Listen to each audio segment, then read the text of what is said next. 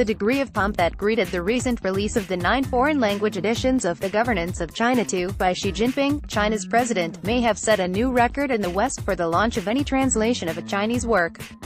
In London, the unveiling ceremony was held in a grand Edwardian building just a few steps away from Parliament. It had the air of a coronation. An immaculately airbrushed image of Xi, displayed on stage, smiled down on the 300-odd guests. A procession of Chinese and British bigwigs took to the stage, trying to outbid one another in their proffers of praise for Xi's book.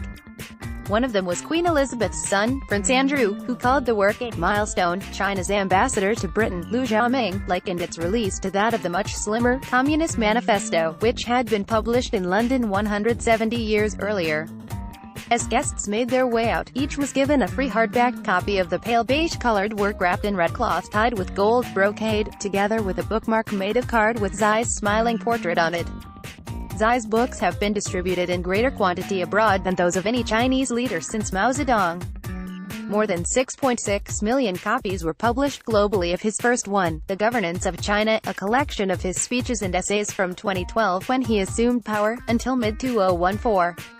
Cambodia's ruler, Hun Sen, has urged compatriots to buy it.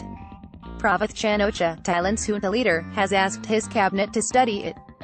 Mark Zuckerberg, the chief executive of Facebook, has been quoted by Chinese media as saying that he has bought copies for colleagues to help them understand socialism with Chinese characteristics. A copy was even photographed on Zuckerberg's desk. Nonetheless, Facebook remains blocked in China. The sequel is a compilation of Xi's speeches and writings from August 2014 to September 2017, many of them previously unpublished in English. It has 17 chapters, each exploring a major theme in domestic or foreign policy.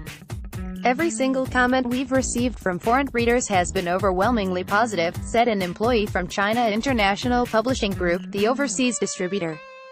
There may not be very many readers outside China. The publisher claims the second volume has a global circulation of 13 million. But, according to Scott Morton of Nielsen Bookscan, a data provider, fewer than 100 copies of the English-language version of the second volume have actually been sold in Britain since it was published in November. Sales are slightly higher in Australia, at 124. The first volume has not performed much better, 588 copies in Britain and 430 in Australia. It is likely that freebies of both volumes hugely exceed the number of copies sold to individuals. Finding foreigners who have actually read Xi's magnum opus is about as easy as finding thigh-slapping jokes in it. In China, many of the Communist Party's 90 million members have been given copies. The Central Committee has ordered members to read them. Soldiers have been urged to peruse it too. In parts, Volume 2 reads almost like a manifesto. He may have been studying Mao's Little Red Book, which tells readers that to link oneself with the masses, one must act in accordance with the needs and wishes of the masses, unless, that is, they demand a vote on who should lead them.